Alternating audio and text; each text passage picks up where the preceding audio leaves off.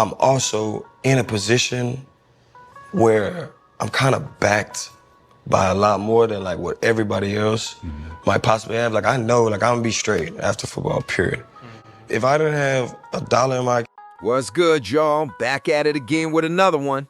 Today, we're diving into Odell Beckham Jr. and the real talk on athlete finances. Trust me, you don't want to miss this clip. Let's check it out. I'm also in a position where I'm kind of backed by a lot more than like what everybody else might possibly have. Like I know, like I'm gonna be straight after football, period. If I didn't have $1 in my account right here today as we speak, I'm gonna be straight for the rest of my life. No question, right? I don't think everybody is in that. And when you've sacrificed your whole life to get here, and you're like, yeah, I played 10 years in the league. And I always explain this to people, I'm like, bro, you give somebody a 5-year, $100 million contract, right? What is it really? It's 5 years for 60. You're getting taxed, do the math, that's 12 a year, you know, that you have to spend, use, save, invest, flaunt, whatever, however, just being real. I'm gonna buy a car, I'm gonna give my mama a house, I'm gonna do, everything costs money. So if you spending $4 million a year, that's really 40 million over 5 years, 8 a year, you know? And now you start breaking down the numbers, it's like, that's a 5-year span of where you're getting 8 million. Can you make that last forever? And you always hear the people who ain't us and ain't been in the position like, oh, well, that would last a lifetime. Yeah, this job that I sacrificed my whole life for, they are giving me that. I didn't ask for the certain dollar amount or whatever, but we weren't taught about no financial literacy and all the way. We weren't talk about it all the time. We weren't taught this skill, and it's kind of like, I'll keep this one under wraps, but I got some things in the work that like, I'm gonna be able to, the generations that are coming up behind us, when you talk about the storm that me and like moms went through, like, I'll be able to be that for somebody else and to be able to help their family on how things are gonna go and yada, yada, yada. OBJ, I'm gonna be honest with you, bro. If you get $60 million liquid and that can't last you a lifetime, you got a problem. Well, hold on, hold on. Let's before you go on. Yeah. Think about all the lottery winners, right? Yes. They all went broke. Yes. Because cause think about what all of them. What did he say? What he put something in there at the end. What did he say?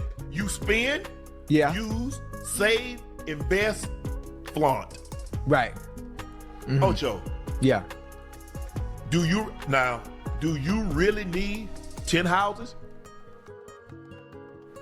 Do you really need 15 cars? No. Do you need to buy everybody in your house, everybody in your family, a mansion that costs $1 million, $2 million? Mm-mm.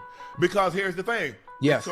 First of all, if you buy somebody in your house, your family a house that costs $1 million to $2 million, yeah. First of all, they can't afford the upkeep on it. Because if they could, they'd have it already.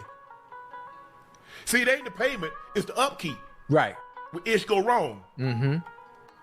So now you buy somebody a Mercedes, you buy somebody a Ferrari, you bought somebody a high-end car. Yeah. Now you said, okay, I bought you this. You got to get the upkeep. Right. Something happened to it. Toggle flat. Who they calling, Ocho? You. But here's the thing. Yes. Bro said he's spending $4 million a year. If you spending $4 million a year and it ain't a business related, you out your ain't no way to spending $4 million a year. Hey, that's a lot of money there, boy.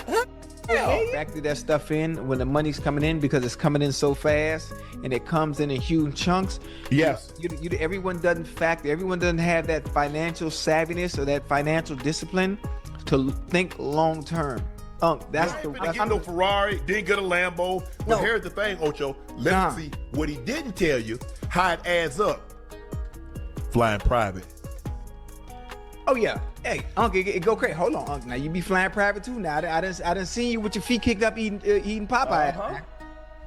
You know. Yes. Now you see why I fly Spirit the past 20 years. Ocho, but I don't fly everywhere private. Right. I don't go overseas private. You're talking about anywhere from between 10 and 20,000 an hour. If you fly overseas, like I said, Ocho, if you got a business, you running a business, businesses cost. because you have employees. Right. You gotta pay for insurance, and you gotta pay Yeah, for you got 401k overhead, and all yeah. that other stuff. So I understand that. But if your yearly expenses and you ain't got no business and you spending $4 million, man, you out your look here. You Bezos.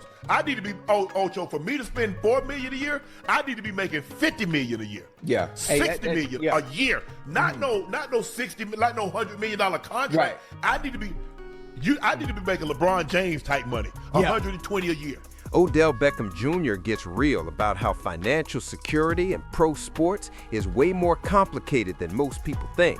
He shares that he's reached a point where he feels solid about life after football because he built a foundation that isn't just about highlights or short-term deals.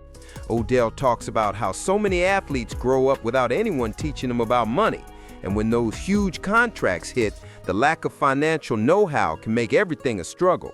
He points out that even a contract that looks insane from the outside shrinks fast once taxes, personal obligations, family support, and day-to-day expenses are factored in. People on the outside often assume the money lasts forever, but they don't see the real costs, the pressure, and the responsibilities. Odell says he's now working on projects to help the next generation understand money better than his own, especially kids from backgrounds where these conversations never happened. Shannon Sharpe and Chad Johnson jump in to explain that financial discipline is just as important as the paycheck, and a lifestyle filled with cars, houses, travel, and constant giving can catch anyone off guard. They add that even the best intentions can become a nightmare if someone doesn't plan for ongoing expenses.